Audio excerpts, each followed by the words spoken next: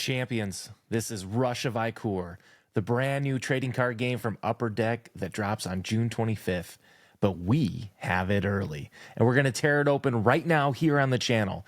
Brand new factions of different types of gods, insane art, never before seen cards on the internet. Is this going to be the next big TCG? Well, let's unbox it and find out right here on Champions of Tabletop. All that I got will never stop, I give it all. Straight to the top, will never front, I give it all. All that I have, I let it be, cause nobody's better than me. What do you see? Give it all.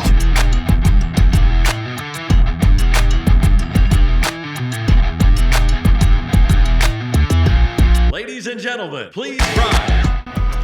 Good gaming champions, and boy, oh boy, do I have a special unboxing for you today. That's right, we at Champions of Tabletop have been privileged with the opportunity to get early access to the brand new TCG coming out from Upper Deck called Rush of Ikorr. If you have watched any of our videos previously, especially those back to Gamma, you would know that both Dion and I put this on our top 10 most anticipated games of the year after getting our hands on this at Gamma. In fact, I thought so highly of it, it has been my number one, and I will tell you this, I have been bugging Upper Deck behind the scenes, most specifically Bobby Covert, who is the designer and developer of this game, begging him for the opportunity to get this exact moment with you guys to bring Rush of Ikorr to you. As you guys know, TCGs have really been a big part of the hobby space for a long time. Not only have they been a big part thanks to Magic and Pokemon and Yu-Gi-Oh!, Flesh and Blood, and many of the others, it has continued to grow immensely because of the different types of play styles and experiences that you can have with this game.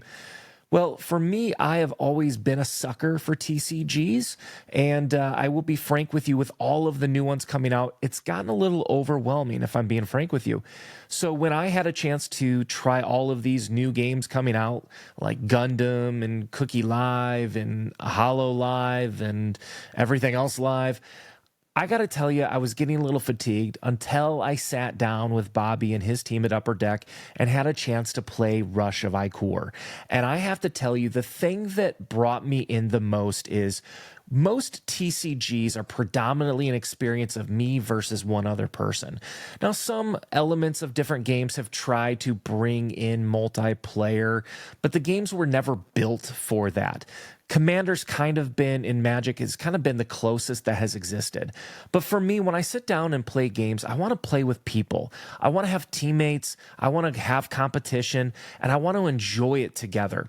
And that's the thing of Rush of Ikorr that has absolutely infatuated me with this game, is the fact that this game is built for a 2v2 or 3v3 experience. It's not just an add-on to make it work. No. This game has been built for this purpose. The other thing that I've really been most excited about with Rush of Ikorr is most TCGs especially are really about diminishing the health of your opponent. It's attack, trying to knock their health down to zero. That's fine. But one of the games that previously really intrigued me was Keyforge, which was a Richard Garfield game. Not only was it interesting because you would just buy a box and that was your deck and that's what you had to play, but the game wasn't about attacking your enemy specifically just to reduce their health. The game was about harvesting keys to unlock the Keyforge and the gates to win the game. And that to me was interesting because sometimes I want to focus on my deck. You know, it's kind of the same thing with some video games like Age of Empires and things like that, where it's like, I kind of get lost and I just want to build my city up. I don't want to have to worry so much about going to war with you. And that's kind of what Rush of Ikorr is bringing to the table, in my opinion. 3v3, I had a chance to play a little bit at Gamma. And I got to be frank with you, having the ability to sit down and play simultaneous turns with your two other teammates, to have cards that were specifically designed to coincide with helping them become strong, helping them gather more Ikorr, helping them get better with their turns, and being a part as a team, being able to table talk and share strategies and pull a card that lets me draw 2, but I can also defer those 2 cards to one of my teammates so they can draw cards because we know their deck has something big that's going to help us kind of take more control of the game. That's really, really interesting to me, especially from a deck building perspective.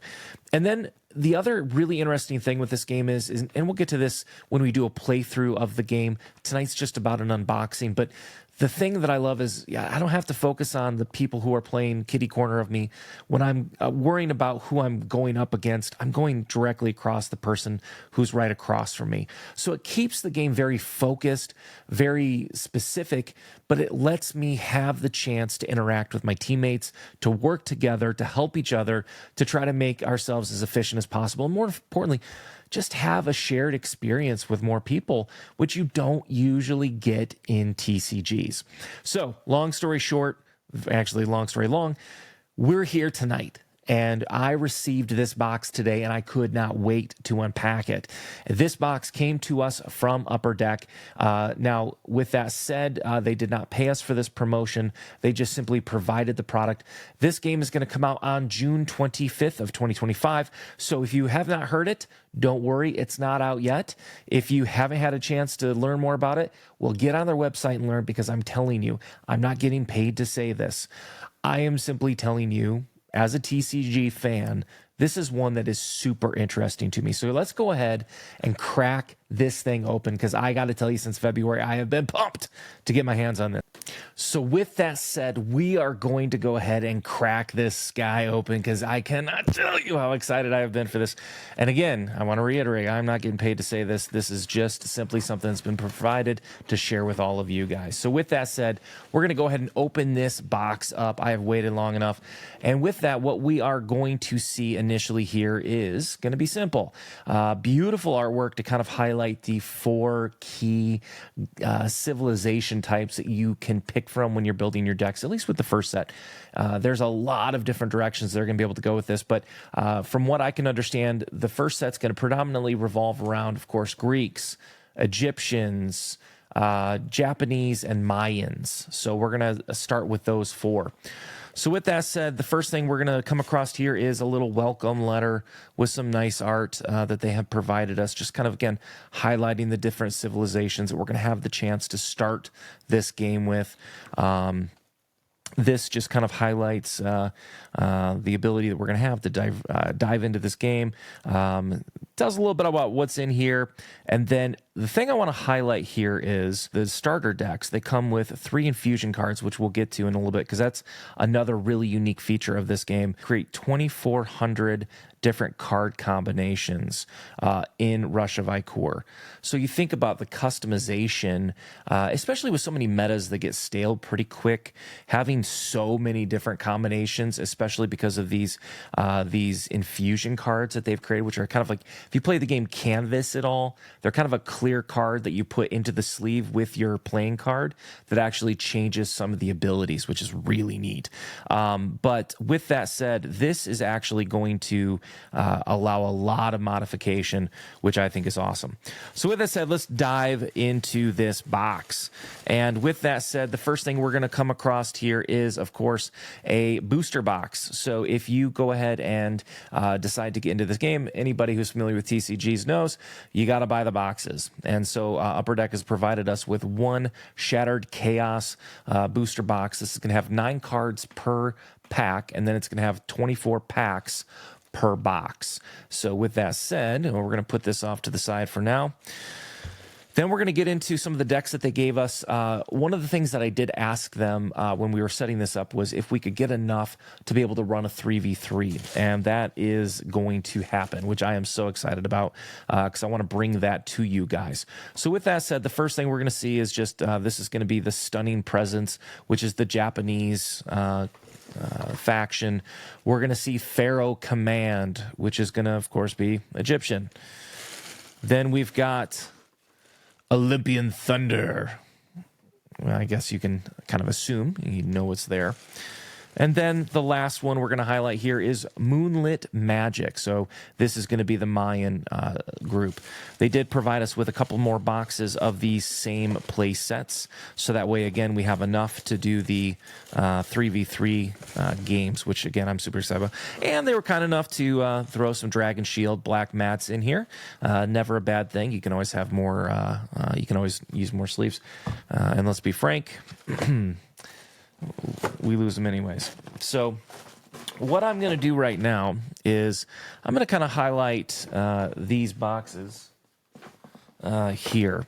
And I'm going to go through and just kind of open these up just so you can kind of see what's in the play sets and get a feel for everything. So the first thing we're going to open up is going to be the Stunning Presence.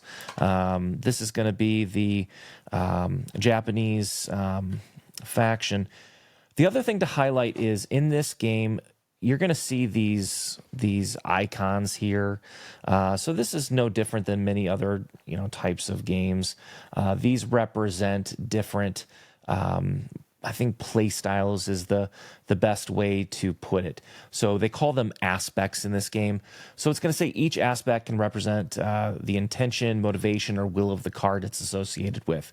So some of these are going to have red, for example. Red, that's going to be aspire, demand, ascend. The ambition aspect, focus on agile battles, tactics. You want to rise above your enemy to expedite decisive victory. So probably very similar to other games, a lot of rush in it.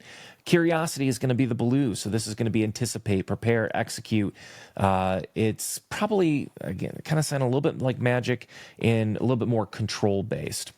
Then in the Japanese deck, we're going to see green. This is going to be devotion. So embrace, vow, defend. The devotion aspect prides itself on selflessness, loyalty, and upholding a greater purpose. Pledge to victory no matter the sacrifice. Then the Japanese also uses fear. So plot, hunt, kill. The fear aspect intends to surprise and overwhelm using unpredictable and even taboo methods to reap the spoils. Then we're going to go over here to the Greek faction, and this is going to be purple, which is intuition, which is addressing the problems at hand with calculated wit, flexibility, and urgency, and prophecy, which is the yellow. That's going to be live, die, repeat. The prophecy aspect accepts the inevitability of the end and the understanding of renewal, believing time to be manipulated, not obeyed. So it sounds like a very tricky deck, which I really like. So with that said, let's go back to the Japanese. So we're going to go ahead and look at this. So the first thing that we see here is this is what comes in the box. You're going to get the pack of the faction cards. Then you're going to get one booster pack in the box. Of course, what starter deck wouldn't be complete without the rule book to teach you how to play. And these are going to be the tokens that you can use. So with that said, this is going to be your Ikorr that you're going to use.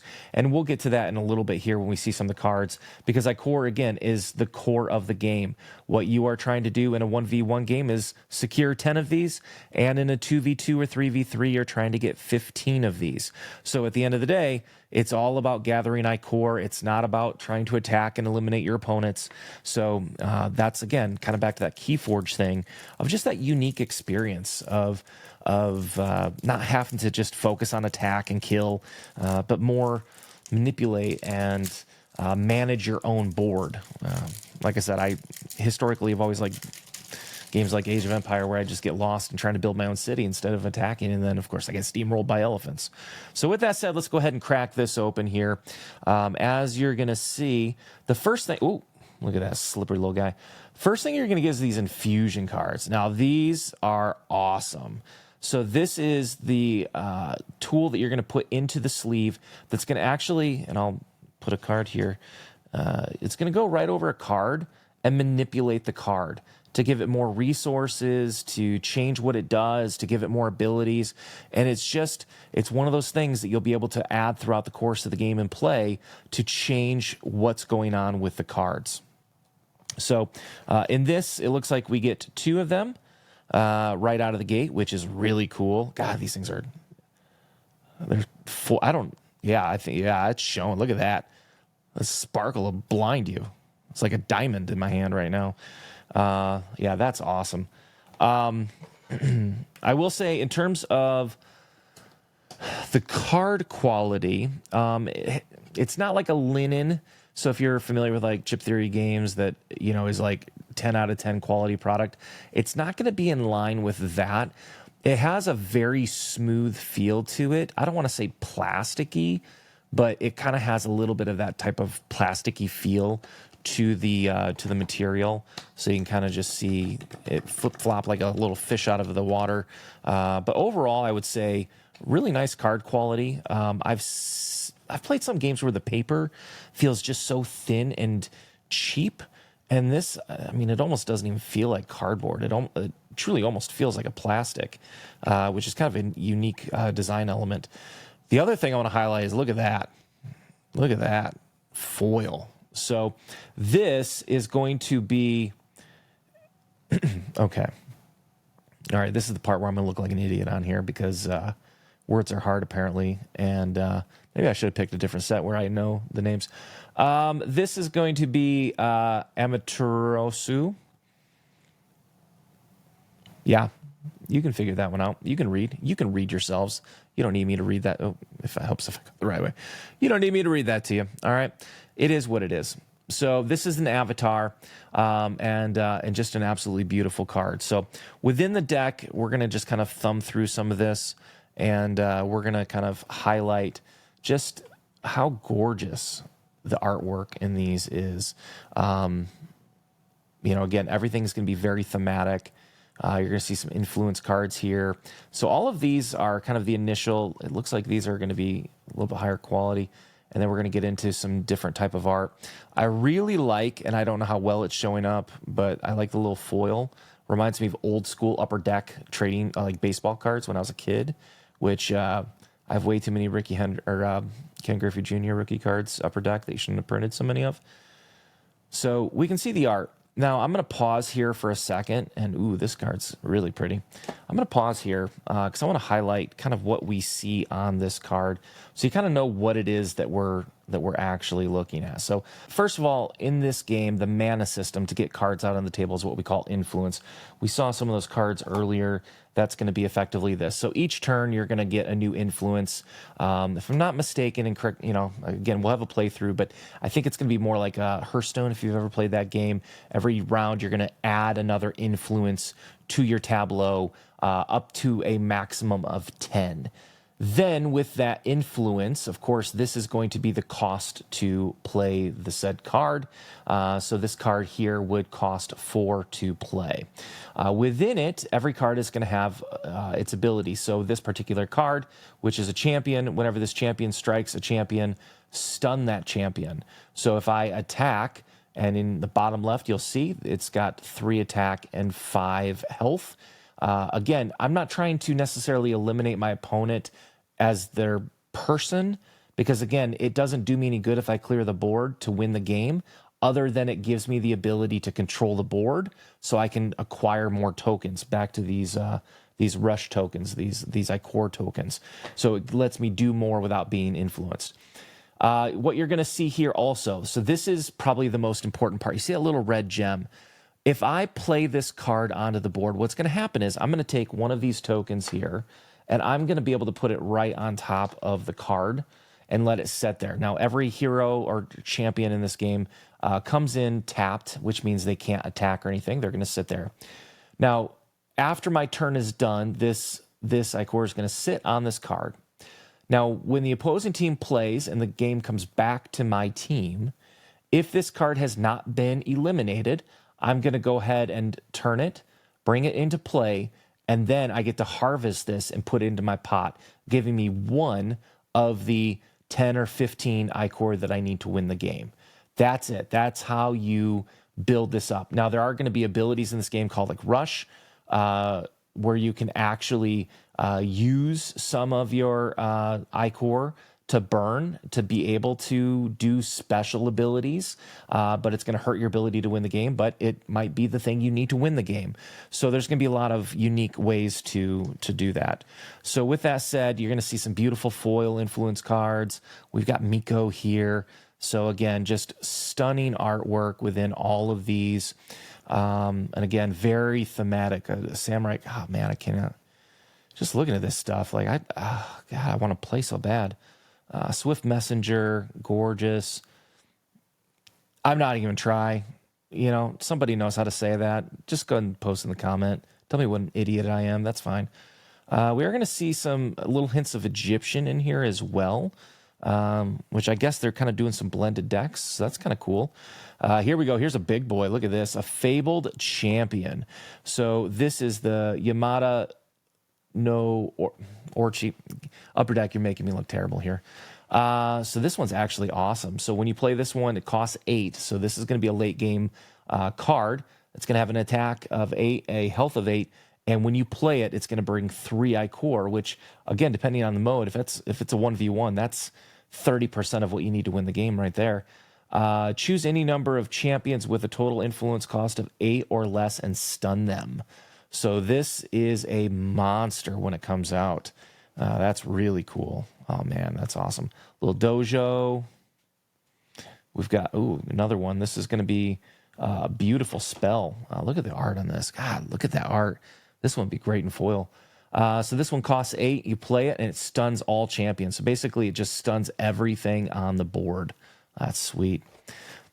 And I do love the fact that they... Okay. Look at this Mayan spell. Are you kidding? Deathway. Destroy target allied champion. Deal damage to target champion equal to the destroyed champions. Look at the... Oh, my gosh. That's amazing. I got to say, like, this game really hasn't gotten enough hype. I go to quite a few card stores local to me. I know a lot of the people there.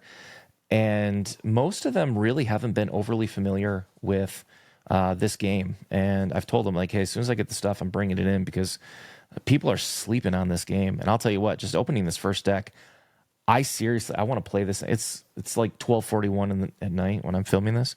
I want to play right now. So with that said, we're going to go ahead and do this, guys. We're going to crack. I think this is the first cracked pack on the internet. I'm not going to lie to you. I'm pretty sure it is. We're going to share a moment of history here. And I'm going to crack it and get this video up as quick as possible so that way I'm not lying to you.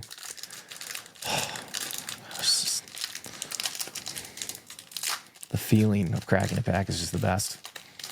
I don't even want to tell you how much of the new High C set of Flesh and Blood I bought. It's stupid. All right, there it is. There it is, Upper Deck. I think that's it. I think that's the first cracked pack. All right, so what do we get here? So we got an Egyptian location, the Royal Barge Dock. Ooh, we got it is a leopard / cobra. That's awesome for the Egyptians. A scheming vizier, priestess of Hecate. So this is going to be Greek. So this is our first foray into the Greek world. And then we're going to see a Japanese spell, Typhoon. Each player chooses a champion they control with the greatest attack, then retreat all of the champions. Then we're going to get our little infusion in here. Look at this. So this one, if it's added to the card, I don't know the best way to show this to you. Basically what it says, the champion has +1 raid. Thoth, thrice great, the fabled Egyptian god. And oh my gosh, look at this card. Look at this card. Oh my goodness. Come on now. Come on now, baby. There it is. Look at that. Oh. Heblite, the champion, the Greek champion. He has +1 attack, +1 raid for each other allied champion named Heblite. And he creates 1 Ikorr. And look at this. Oh my God, this is sweet too. Look at this influence. Nice little foil influence. Woo! I love it. Oh my God, I love this stuff. Oh, all right.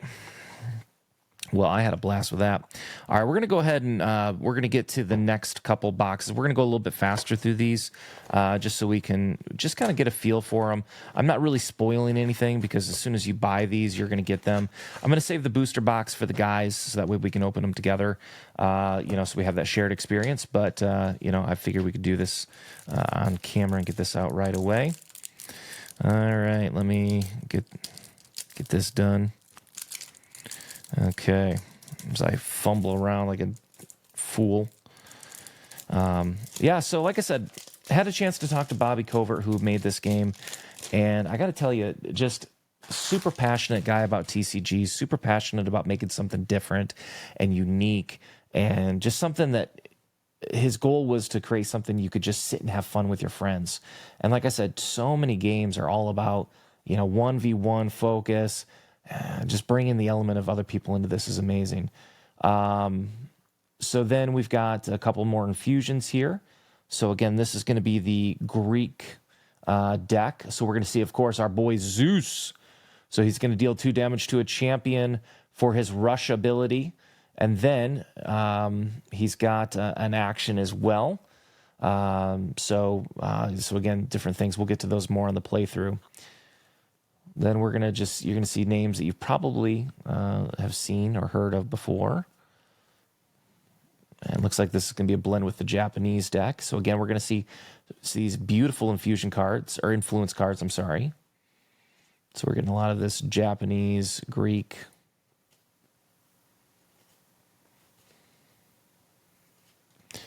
Eloquent Hearth Defender. I'm trying to find some cards that maybe allow you to manipulate things with your teammates. I want to highlight one of those just so you can kind of get a chance to see what that means. But again, some of these things like Inspired Bard, control gets +1 raid until the end of the turn. So again, champions you control just gives more influence over the board. This one, I'm assuming would be able to play across your teammates. So if a champion would be destroyed by damage or effect, void that champion instead. So again, giving you a chance to protect. So here we go. Swift Messenger. Summon up to 2 target allied players, draw a combined 2 cards. So this is a great example of what I'm talking about here. In this card specifically, when I play this, not only does it come out and it's immediately ready to attack, but I can now grant up to 2 target allied players, draw combined 2 cards.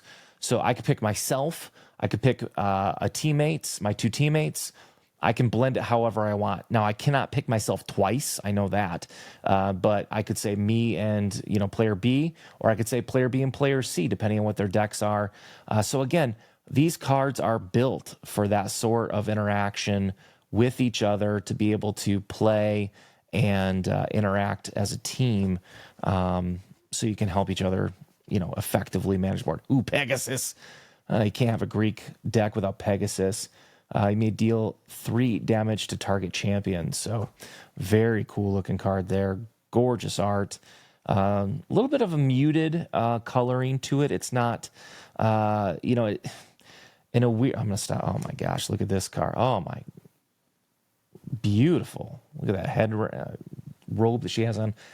One of the things I will tell you with this is so many of the TCGs now are so vibrant and so very, very colorful. And I think they almost went a muted tone on purpose on this one, because in a way it's just like, let the game be the selling point.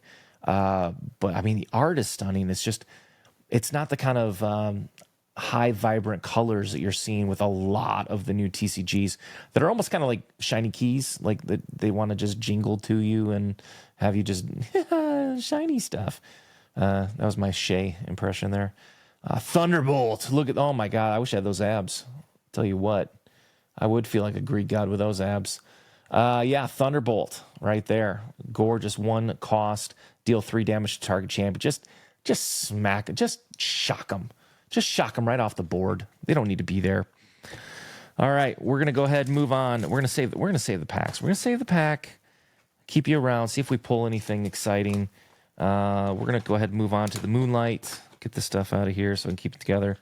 Somebody out there's like, oh my gosh, he's blending everything. He's making a mess. Yeah, I am. Get that off there. That's too shiny.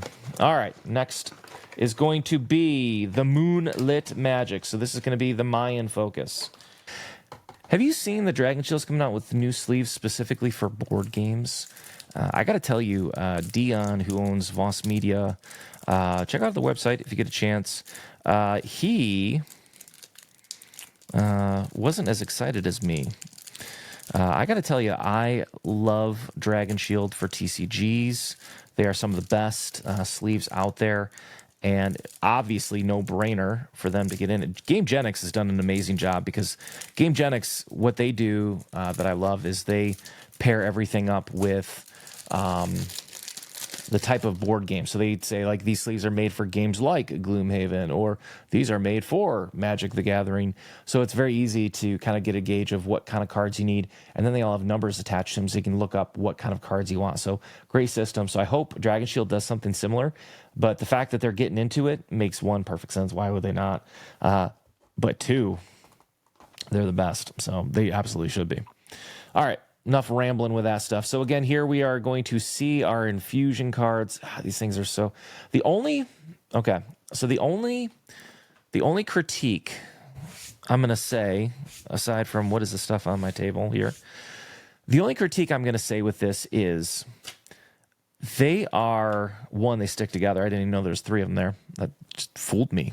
I got bamboozled there. I don't like the fact that they collect fingerprints, so they get kind of gunky. So you want to be careful with that, especially if you're kind of a little OCD with cleanliness. I don't know how you clean these because they're very thin. You like fan yourself if you get too hot, like, ooh, a little break. Just destroying your world with thunderbolts, and I'm getting sweaty. So I don't know how you clean those, but just be aware. They get fingerprints. All right, so now we're going to move on to the Mayans shell. Lady Rainbow. Look at that. Oh, my God. Look at that. Look at the moon. I feel like I'm outside. I really could be. It's almost 1 a.m. here. And I feel like I'm looking at the real moon. That thing is amazing. Bobby, my boy Bobby. God, phenomenal, man. Phenomenal. All right, so we're going to see some more Japanese blended in here with the Mayans. So you can kind of see how their decks fight together. And again, you're going to see the attitude kind of listed here, so you can kind of see what's going to work together. So there are going to be also some colorless blended in with these as well. So it's not always going to be, just like most card games, right? Like they're going to have classes that are like Pokemon, right? Colorless. Well, these are going to have aspects, and some of them are going to be no specific aspect attached to them. So with that said, you're going to see some of these that are colorless, and again, a lot of are Greek. The Inspired Bard again, our boy. A Skilled Stalker. Don't do that. Don't do that, bud. Ooh, look at, okay.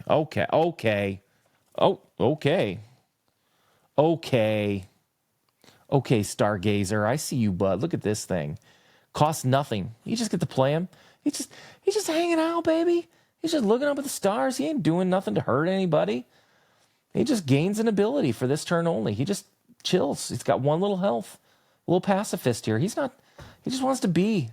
You know, he's like, God, you guys are all just angry. You're fighting. You're trying to kill each other. Psh, no, man. Look up. Stop looking down. Look up. Live a little bit. I like this guy. I like what he's trying to do. I like the cut of his jib. Ooh, a starry deer croc. Well, that's being where we live. Deers are everywhere. Crocodiles are not. That's why Florida stinks. Thank God we don't have these, because then Michigan would stink. Okay. Wheat farmer. Wheat merchant. Makes sense. Very thematic. Again, Chisenitsu. So you're going to see that. Blood ritual. And again, I love the Mayan-specific influence cards. Burnt incense ritual. I think I saw somebody like that down in New Orleans once. Calculating theorist. So again, just beautiful. Oh, look at this one. Oh, my God. I wish this one was foil. Come on, Bob. Give me one of these foil. So Observation, just stunning card. Draw 2 cards and return a card from your hand to the bottom of your deck. Oh, that thing is beautiful. Goodness gracious. All right. Observation. So again, here's this Visions card we saw earlier. The Great End. Okay, this is a big boy. Big girl, I guess I should say. The Great End. Destroy all opposing champions 9 influence. So again, you're pulling this out late game. This is a complete board clear. This is somebody's got Ikorr. They're going to win the game. I better clear it off right now. And, boom. A Vision Serpent. Oof, that's kind of what I look like when I get up in the morning. All right, and there's that deck. Beautiful. All right, so we're going to put that off to the side. We're going to have one more to go through, and then we will crack the packs and kind of end the video for tonight. And then, again, we're going to have a playthrough video. Again, trying to do a 3v3. Got to get some people around. We are going to be going to Origins next week, so it's going to be hard to get that in. Maybe we'll play Origins. I don't know. Make it work, though. So, all right, so last pack. We're opening this up. Pharaoh. The Pharaoh. It's her turn to shine. All right, let's go ahead and get this opened, if I can. Nothing makes a person look cooler or dumber than cellophane wrap on cards. Because if you do it the right way, man, you look awesome. If you do it like I do it, you look like an idiot. All right, we're going to pat that there. Boom. Okay, so here is going to be our 3, because I learned from the last one, because it tricked me. And again, if you look at it, you're like, oh, I got 2. Why'd make it 3? Well, there's 3. Just, slip them around a little bit. You'll get it. So again, our influence cards. Put those off to the side. All right. Oh, my God. Look. Oh, look at this. Isis. Empyrean Beacon. Oh, God, this thing looks so good. Whew. Okay. That's enough staring at that one. Stare at her all day. Where's our pacifist guy at? He'd love this one. I bet, you know what? I bet he's in here. All right. So then again, we're going to see the Japanese influence here in this joint deck. So we've seen these already. A bronze metalsmith, Egyptian. Oh, look at these Egyptian art cards. I assume you don't have to have the same influence card for the deck that you're focusing on, but exciting stonemason. Exacting stonemason. That makes more sense. It's late. Don't judge me. Don't judge me. That bard, man. Everybody loves some music. Could go for that guy right about now after trying to say some of these names. Master Brewer. I could use one of those. Drink away the pain of watching this video back when I edit it. All right. Yeah, a lot of cards we've already seen. Nothing new here. Nothing new. Ooh, we've got a new Pyramid Protector, a Fabled Champion. So, very beautiful card here. Great art. He looks really happy, by the way. Like, I don't know what he's looking at. There's something over here. And he's really excited about it. Like, he's content. Like, he's looking at it. He's admiring it, saying, I did good work. Maybe it's this. Maybe he just got done with the Great Sphinx of Giza. Could be. We don't know. We don't know what he's looking at. Oh, a little bit of Greek mixed in there. Oh, a Jaguar Spirit. Wow. That's why I need the cat noise. Rising River. That's the Nile right there. Fully heal all champions. And that's the end. So, Egyptian cards. So, I got to say, after completing a pretty big look at a lot of the cards that are there, I got to say the Greek speak to me the most so far. All right, Curse of the Defiled. Oh, those Egyptian cards are really good too. I don't know what I'm talking about. I'm an idiot.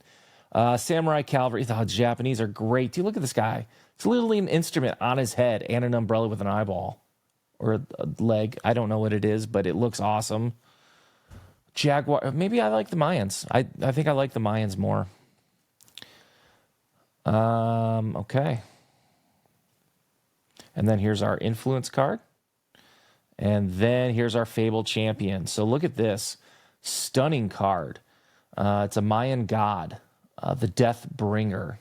Reanimate, summon, destroy another allied champion with the highest attack. If you do, destroy an opposing champion with the highest attack.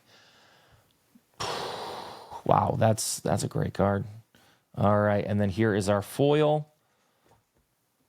Greek Hoplite champion. And then our, oh, look at that foil. Oh, my God. So amazing. I wish it was a little bit lighter, I think. It's a little almost too dark to kind of see what's going on there. I love what they're trying to do, but it's a little too dark, I think. All right. So it looks like the Fabled is going to be kind of our premier card that we're looking at in terms of rarity for these packs. You know, I don't know for collecting. I don't know what that's going to be like, to be frank with you. You know, that's a good question for Ryan Martin and Bobby Covert to ask them if this has a collectability involved with it at all. Find out. All right. Death Way, Exacting Stonemason, Shohei Initiative, Jaguar Away, Typhoon, and we got the Fable Champion, the Magnificent. And then our foil, ooh, the Hearth Defender. Very pretty. Oh, man, look at that. That's awesome. Okay, last pack. So, yeah, I don't know values, rarities, really, of any of these things yet. If you know, comment down below. Let me know. Maybe I just pulled the greatest card that's ever existed in the game. That would be sweet. One day, maybe I'm looking at this like, oh, my God, I can't believe I opened that, and I didn't even get excited. All right, we've got Kumuso. There's that Starry. There's that Crocodile again. Ugh. All right. Ooh, that one's really pretty. You guy. Okay. There's it. And then the Blessing of Cyrus, the Egyptian spell. And then our foil is a spell, trade skills. And then here it, oh my. Oh, this one's not foil. Oh, man. What? Come on now. All right. So with that said, I'm going to save these for the boys so we can open these together and enjoy some of that. So with that said, I just have to tell you this. We have some promo cards too sitting around from Gamma, and I'm really hoping the guys are going to be at Origins because I want to talk to them so bad. But I got to tell you, I have been so excited about this game, and seeing this, it doesn't change anything. In fact, I hate that it's 1 o'clock in the morning because I want to play this game right now. I love TCGs, but this one, I don't know, it just feels different, and I hope that you guys get a chance to play this, get a chance to try it, because I think it can create a really unique experience for a lot of people at the tabletop, playing with friends, playing with enemies even. You know, maybe it's a way to kind of, you know, build a bridge with somebody you don't like, play together, win a game. Now you're best friends. I don't know how it goes. You write your own story. Don't look to the guy on the internet to tell you how to live your life. I'm just saying, this is a gorgeous game. If you haven't checked it out, June 25th is when it's going to hit streets. So make sure that you at least get one of these decks, sit down with some people, play a game, have some fun, and really enjoy the experience of what board games and TCGs really bring, which is experience together. So with that said, I'm going to leave you with this because I am going to go giddy into the night with all of this stuff. But just remember, champions never stop playing. Good night, everybody.